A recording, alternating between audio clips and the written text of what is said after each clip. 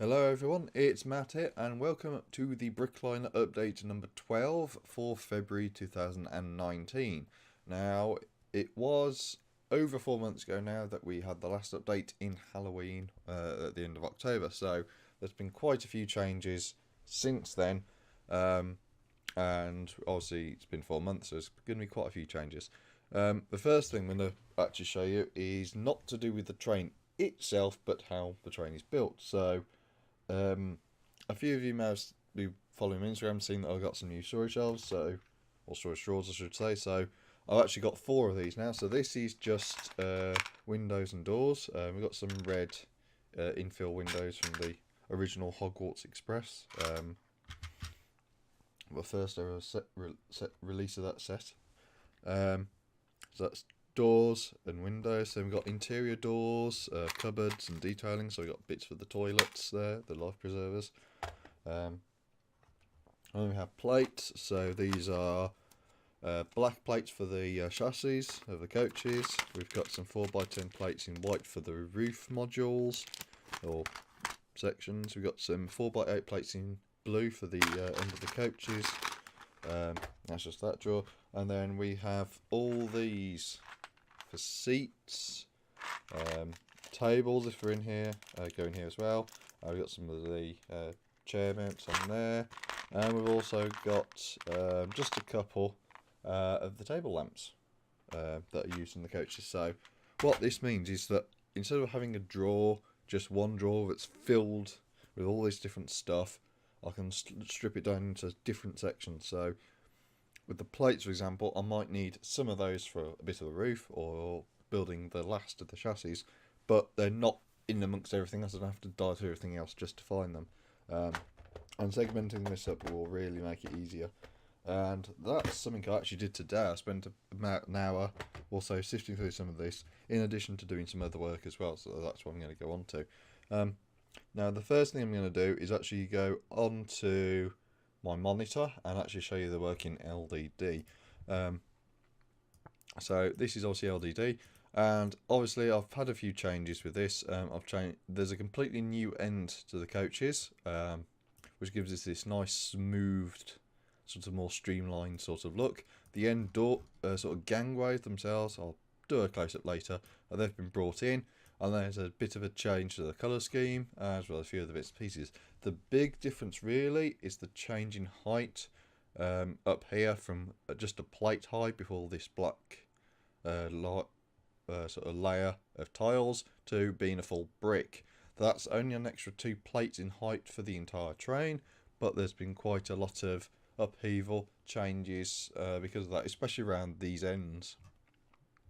Now you might ask yourself, why did I want to change the ends around? Well, the simplest answer is I borrowed this technique from Kale for his Jersey Girl commuter train, which was the Central Railroad in New Jersey. And I've copied the end design for the coach diaphragms here, and I've just translated that quite beautifully, in my opinion, onto these coaches. And it actually uses the here it's got these 2x2 with only two knobs on. I've actually changed it to one of the CMF bases now in the real life because it's actually a lot better. Redesigned the entire observation car end, so we're starting from the farthest end away from the loco and moving away upwards. So that's all different. The lighting's all different. There's room in the top of the car for lighting that tail light, and also for lighting the name board, the Brickliner board, which is down here. At the moment it's this imitation C one, but it can fit in there. The interior end here has all been sort of neatened up a bit, so in fact I'll do some light work here. So it's supposed to be white, so that's supposed to be white, that's supposed to be white, that's supposed to be white, and that's supposed to be white. There we go. Look at that. That looks neater already. And the bar area hasn't changed that much compared to the original design. I've just added a sink here, so that's changed. I've moved some of the stuff around, so that's changed a little bit, and the seating as well. That's been reduced slightly, but it does look a bit better. Moving on to the dining coach for first class, which is this one. Again, This is actually in need of change because the tables are only 2x2 and they should be 2x4. So we're looking to reduce the seating in here by about a third to get the tables in. So a third to a half is going to be lost. But it will look a lot better once that is done. And then obviously as well, we've got the toilet in here. This is actually the correct way round, as you're wondering, because the toilet is actually supposed to be in the centre, more towards the centre of these two coaches. So that's going to go there. There's also a few other bits missing from this coach as well, such as the partitioning door here between the toilet and the main passenger area, which is actually on the standard class version. So I'll have to show you that separately. But the bodywork itself is the same, and there's just changes internally, which are easily done and easily modified. Going to the kitchen car now. This again has seen quite a lot of changes. There used to be a kitchen and dining car, so it was part kitchen, part dining. This is all now just kitchen and storage. So we have storage cupboards here, as well as some items on the top. We have a cold storage unit here, so we have a sort of chest freezer at the bottom there.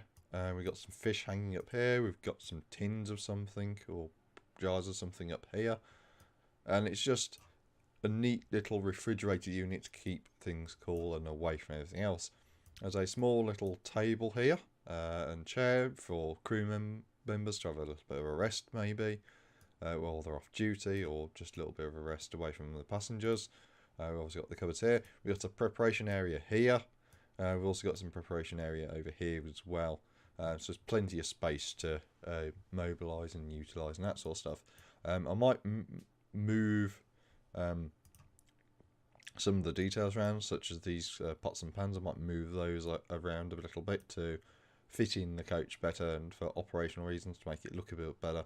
But otherwise, the design is pretty much good for this coach as far as I'm concerned. I have changed this end here on the real life model. So this is a full window, and that window's been eliminated. So I'll have to make those changes later. And I'll actually show you that on the real model after finishing in LDD. Next we have the dining car for standard class. So there's only this section done at the moment. I might actually move this partition wall back here and then just have this as just dining or like a lounge area. So that will just be for dining and lounge. So this will be right next to the kitchen car. So the kitchen car will have one end for first class dining and the other for standard class dining, and that's actually going to be here. So we have a nice wooden toilet here, wooden panelled completely, and that will be the same as this toilet here. So the toilets are no different, it's just the coach that changes the style, if you like, or that sort of thing. The seats again that need to be changed in this. It's a little bit too paired up, so they should be swapped around a little bit to break it up a bit, make it a bit more sort of standard class rather than first class. And I mean, I've eliminated the tables between some of the seats, but I feel that the seats should be a bit more all facing the same way and standardised in that section, in that sort of form. And then lastly, we move on to the baggage and RPO car. So half of this is baggage, which is this half here, and then this half with the windows is actually a railway or railroad post office, I should say. And this car's got slightly different to the others. It only fits in 3 roof modules, but I've changed the ends to actually make a bit of a difference there. And the reason for that is that this car's actually shorter than the others. It's not by much. I think it's only about 4 studs maybe. I'm not entirely too sure, but it is shorter and it is supposed to be something a bit different, and it does look quite nice and different compared to the other passenger cars.